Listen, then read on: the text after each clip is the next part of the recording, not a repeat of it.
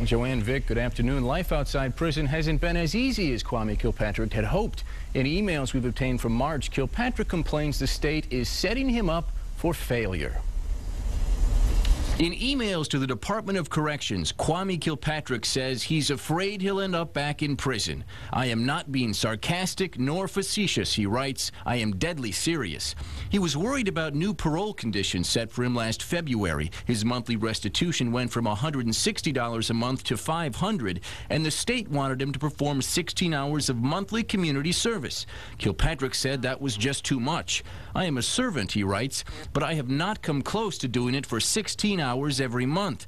He tells officials that his family has only one car and that he can't possibly devote the time to service, about 4 hours a week, unless something changes.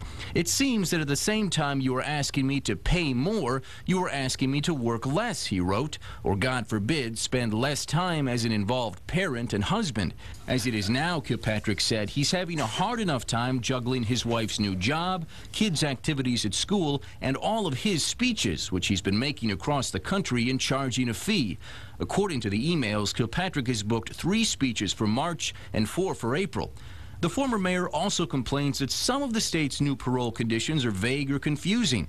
One new rule requires him to disclose any money he makes from a book published by his sister Ayanna called Surrendered, The Rise, Fall, and Revelation of Kwame Kilpatrick.